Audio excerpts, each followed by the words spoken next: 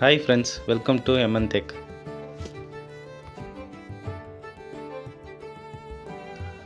இன்றைக்கி நம்ம ஏரியா பக்கத்தில் ஒரு சின்ன வேலையாக வந்தோம். இது என்ன ஒர்க்குனா, அவங்க வந்து பால்கனியில் வந்து கார்டன் மாதிரி செட் பண்ண போகிறாங்க. அதுக்கு ஒரு டேப் பாயிண்ட் வேணும்னு கேட்டிருந்தாங்க. அதுக்கான வேலை தான் இப்போ நம்ம பண்ண போகிறோம். பாயிண்ட் வந்து ஆல்ரெடி வந்துட்டுருக்க பாயிண்ட்டு பின்னாடி இருக்குது. அங்கேருந்து தான் லைன் எடுத்துகிட்டு வர போகிறோம். இது வந்து நம்ம ஒரே ஆளாக செஞ்சது. நம்ம ஆளுங்க யாரும் இன்றைக்கி கூட வேலைக்கு வரல, வெளியே வேலையாக அவங்க போயிருக்காங்க. அதனால் இந்த ஒர்க்கு அர்ஜென்ட்டுன்றதுனால நம்ம ஒரே ஆளாக வந்து செய்ய ஆரம்பிச்சிட்டோம். கொஞ்சம் ரிஸ்க்காக தான் இருந்துச்சு. நம்ம நண்பர்கள் யாரும் தனியாலாம் இது மாதிரி செய்ய தேவையில்ல. நம்ம கொஞ்சம் பொறுமையாக பார்த்து பார்த்து பண்ணிக்கிட்டோம். நம்ம ஒர்க்கில் எப்போவுமே சேஃப்டி முக்கியம். ஃபஸ்ட்டு நூல் அடிச்சிட்டோம். நூல் அடிச்சுட்டு பார்த்துட்டு என்ன மார்க்கே தெரிலன்னு சொல்லிட்டு கேட்டு போகிறீங்க. அது என்ன காரணம்னா, இது ஆல்ரெடி யூஸ் பண்ணிகிட்ருக்கிற வீடாக இருக்கிறதுனால மார்க் வந்து அதிகமாக தெரிய வேணாம்னு சொல்லிட்டு தான் லைட்டாக இருந்ததை வச்சு அப்படியே அடிச்சிட்டேன். இப்போ நம்ம புதுசாக ஒயிட் வாஷ் பண்ண வீடாக இருந்ததுன்னா நம்ம டார்க்காக போட்டு அடிச்சிருப்போம். இதை அப்புறம் ரொம்ப டார்க்காக தெரியுமேன்றதுனால நார்மலாகவே அடிச்சிட்டேன் நான். அவன் தான் கிளிப்பு பேஸ் கிளாம்ப் வச்சு தான் போட ஆரம்பிச்சிட்டோம். கஸ்டமர் வந்து நார்மலாக இருந்தால் போதும், ஹெவியெல்லாம் பண்ண தேவையில்ல அப்படி சொல்லிட்டாங்க. இந்த கார்டன் ஒர்க்குன்றதுனால சரி நம்மளுக்கு இது ஓகே நார்மலாக இருக்குன்றதுனால பேஸ் கிளாம்ப் அடிக்க ஆரம்பிச்சிட்டோம். பேஸ் கிளாம்பில் நான் வந்து காங்கிரீட் அணி தான் யூஸ் பண்ணேன், ஸ்க்ரூ யூஸ் பண்ணல. பிட்டு வந்து நார்மலாக 1 இன்ச்சுக்கு மட்டும் லென்த்துக்கு இறக்கிட்டு அதுக்கப்புறம் வந்து காங்கிரீட்டில் இறங்குற மாதிரி காங்கிரீட் அடிச்சிருக்கேன். இது நல்ல ஹெவி குரூப்பாக தான் இருக்கும். கண்டிப்பாக இது யூஸ் பண்ணலாம் அப்படி.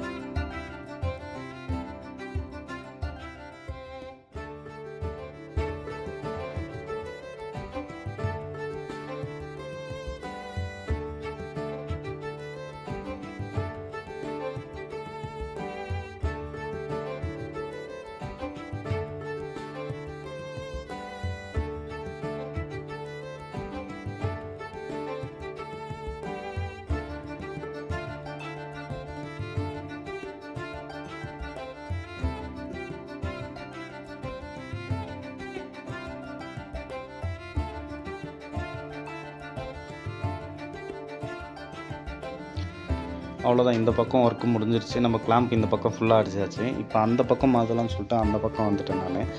பின்பக்கம் வந்து ஒரு 8 அடி லென்த்துக்கு 8 அடி சம்திங் லென்த்துக்கு வந்து பைப் ஜாயின் பண்ணுற மாரி இருந்துச்சு. அதனால் பின்பக்கம் எடுத்துகிட்டு வந்துட்டேன். இப்போ இங்கே இருக்கிற லைனை லூப் பண்ணிடலாம் அப்படி சொல்லிட்டு கிளாம்ப் அடிச்சிடலாம் சொல்லிட்டு. இங்கே என்ன ஒரு சின்ன ப்ராப்ளம் இருந்துச்சுன்னா 2 ஏர் வாண்ட் வந்து மேலே வந்துட்டு இருந்துச்சு. ஏர் வாண்ட்டுக்கு குறுக்கில் வந்து கேப் கிடையாது. அதனால் இங்கே பேஸ் கிளாம்ப் அடிக்க முடியாதுன்னு சொல்லிட்டு நான் யூ கிளாம்ப் அடிச்சிடலாம், செவத்தோடு வச்சு அடிச்சிடலாம் சொல்லிட்டு யூ கிளாம்ப் யூஸ் பண்ணிட்டேன். இந்த இடத்துல வந்து கேமரா வந்து அந்தளவுக்கு வீடியோ எடுக்க முடியல. ஏன்னா பேக்கெட்டில் வச்சுட்டு இருந்த ஃபோனை சேஃப்டி முக்கியன்றதுனால என்னால் பண்ண முடியல, பர்பஸாக சரியாக எடுக்க முடியல. கொஞ்சம் அட்ஜஸ்ட் பண்ணிக்கிறேன் ஃப்ரெண்ட்ஸ். நான் 2 சைடும் வந்து 4 கிளாம்ப் அடிச்சுட்டு இந்த லென்த்துக்கு மட்டும் குறுக்கில் பைப்பை போட்டுட்டேன் நான்.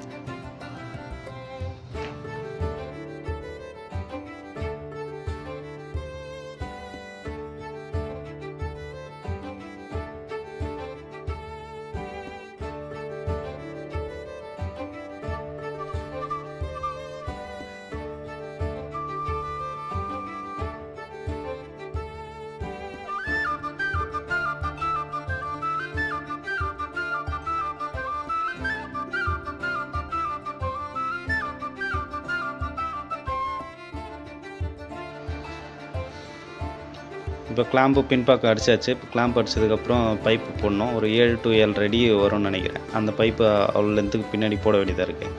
அது போட்டுட்டு ஆல்ரெடி இருக்கிறது 1 inch பைப்பு ஆல்ரெடி வந்துட்டுருக்க லைனு. அந்த 1 inch கூட இது முக்கால கனெக்ட் பண்ணணும். 1க்கு 3/4 ரெடிசர் மாதிரி பண்ண போகிறேன்.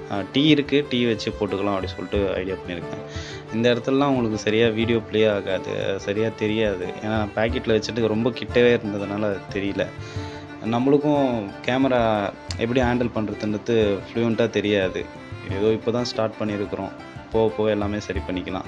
பின்பக்கம் முடிச்சுட்டு முன்பக்கம் வந்துட்டேன். இந்த ஆல்ரெடி பண்ணிட்டு இருந்த கிளாம்ப் அடிச்ச ஒர்க்கு இந்த சைடு எல்லாம் ப்ரெஸ்ஸிங் டைப் பண்ணுறதுனால கொஞ்சம் ஈஸியாக இருக்கும். நம்ம ஸ்பெஷல் கிளாம்ப் வச்சா தான் வச்சுட்டு எல்லாமே டைட் பண்ணிவிட்டு அட்ஜஸ்ட் பண்ணிகிட்டு இருக்க முடியும். இதில் என்ன ஒன்றா அழுத்துனா போதும், அதுவே ப்ரெஸ்ஸிங்லேயே பிடிச்சிக்கும். ஸ்பெஷல் கிளாம்ப்னா அட்ஜஸ்ட் பண்ணலாம், இதில் அட்ஜஸ்ட் பண்ண முடியாது. ஒன்ஸ் வச்சது தான், இல்லைனா கழட்டி தான் மாட்டணும். இப்போ நீங்களே பார்த்தீங்கன்னால லைட்டாக பெண்டு தெரியும். அதுக்கப்புறம் இது ஒரு லென்த்து நின்றுட்டு இருந்துச்சு ஃப்ரெண்ட்ஸ். அந்த ஒரு லென்த்தில் கொஞ்சம் அடிஷ்னலாக எக்ஸ்ட்ரா போட வேண்டியதாக இருந்துச்சு. ஒரு 2 அடி பைப்புக்கு 2 அடி சம்திங் 2 அடிக்கு அதை எக்ஸ்டெண்ட் பண்ணி எல்போ திருப்புறோம். இந்த இடத்துல ஆல்ரெடி 2 கிளாம்ப் ஏன் வச்சுருக்கேன்னா ஃப்ரண்ட்டில் அந்த டேப் அதிகமாக ஆப்ரேட் ஒரு கிளாம்ப் வந்தால் டக்குன்னு லூஸ் ஆகிடுன்றதுனால 2 கிளாம்பை வச்சுருக்கேன். கொஞ்சம் க்ரிப்பு அதிகமாக இருக்கும்.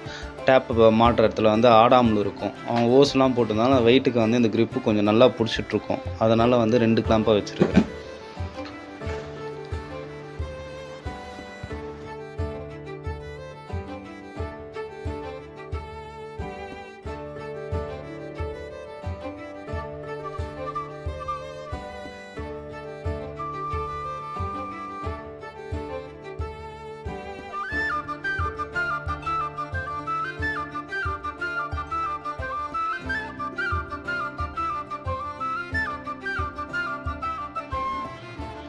அந்த டேப் மாட்டுற இடத்துல வந்து ஒரு 3 இன்ச்சு பீஸ் ஒன்று போட்டுட்டு அது டேப்புக்காக வந்து 3/4 எல்போ ரெடிசர் 3/4 எல்போ டேப் மாற்றுற மாதிரி ரெடிசர் வச்ச எல்போ வாங்கிக்கணும். அது போட்டு தான் நம்ம டேப் அரை சைஸ் தாங்க அதில் கனெக்ட் பண்ண போகிறோம். அதனால் வந்து அது வாங்கிட்டு அதை செட் பண்ணுறோம் 3 இன்ச்சு பீஸ் போட்டு. இப்போ பார்த்தீங்கன்னா இது கொஞ்சம் சிரமமாக இருக்கும். ஏன்னா ஒரு கிளாம்ப்னா டக்குன்னு அழுத்திட்டு வச்சுருக்கலாம். 2 கிளாம்பும் பக்கத்தில் அடிச்சிருக்கோம். ப்ளஸ் வர இந்த லெஃப்ட் சைடும் கிளாம்ப் இருக்கிறதுனால கொஞ்சம் கஷ்டமாக இருக்குது. எடுத்துகிட்டு அடிக்கிறது பண்ணுற மாதிரி ஆகிப்போச்சு. பட் எது பண்ணாலும் சரி, நம்ம எந்த ஆல்ட்ரேஷன் ஒர்க்கு எதனா அட்ஜஸ்ட்மெண்ட் பண்ணாலும் சரி, ஃபிட் பண்ணும்போது அது பக்காவாக இருக்குதான்னு சொல்லிட்டு பார்க்கணும். எந்த டைமில் லீக்கேஜ் ஆகிடக்கூடாது, டேமேஜ் ஆகிடக்கூடாது. இப்போ நீங்களே நான் பார்த்தீங்கன்னா நான் எல்லாத்தையும் பக்காவாக செக் பண்ணிவிட்டு அதுக்கப்புறம் தான் அதை டைட் பண்ணி விட்டேன்.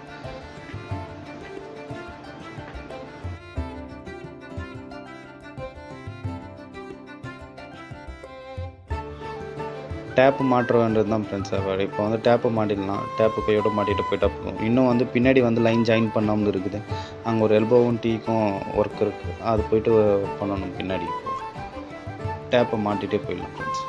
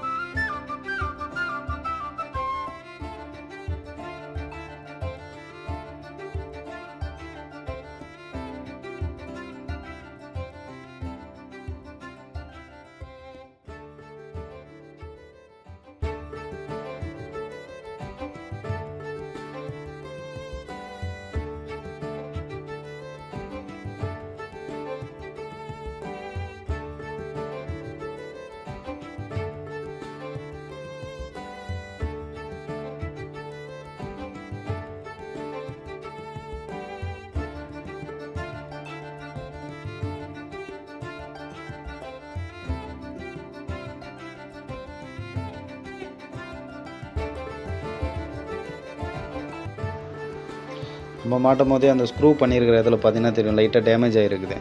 அது மாதிரி ஆகக்கூடாது வாலில். நம்ம வேலில் வந்து அந்த டேமேஜ்லாம் இருந்தால் கொஞ்சம் அன்ஃபினிஷ்டாக தெரியும். கொஞ்சம் ஃபினிஷிங்காக இருக்கிற மாதிரி பார்த்துக்கணும். பின்னாடி வந்தாச்சு. இந்த இடத்துல என்னால் வீடியோ கிளியராக எடுக்க முடியல. இந்த 2 இடத்துல இங்கே ஒரு எல்போ ஜாயின் பண்ணணும். இப்போ பார்க்குறீங்களா இந்த இடத்துல. அப்புறம் கிளாம்பை தட்டணும்.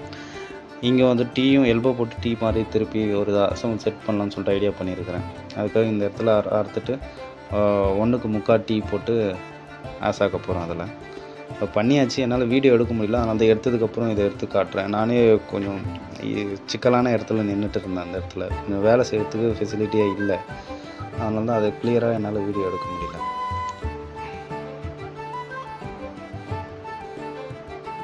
இப்போ இந்த ஒரு எல்போ மட்டும் போட வேண்டியது தான். கட் பண்ணிவிட்டு அளவு பார்த்து போட வேண்டியது. போட்டுட்டு வந்து இந்த கிளாம்புங்களை தட்டிடலாம் ஃப்ரெண்ட்ஸ். தட்டிட்டா வேலை முடிஞ்சது. வால்வ் ஆன் பண்ணி செக் பண்ணிடலாம்.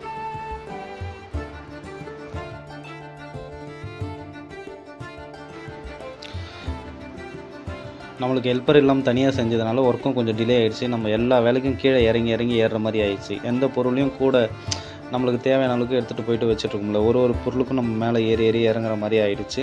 இருந்தாலும் வேலை எப்படியும் நல்லபடியாக முடிஞ்சிடுச்சு. கஸ்டமரும் நம்மளுக்கு நல்லபடியாக சப்போர்ட் பண்ணாங்கன்றதுனால என்னால் முடிஞ்ச அளவு சீக்கிரமாக முடிக்க ஆரம்பிச்சிட்டேன்.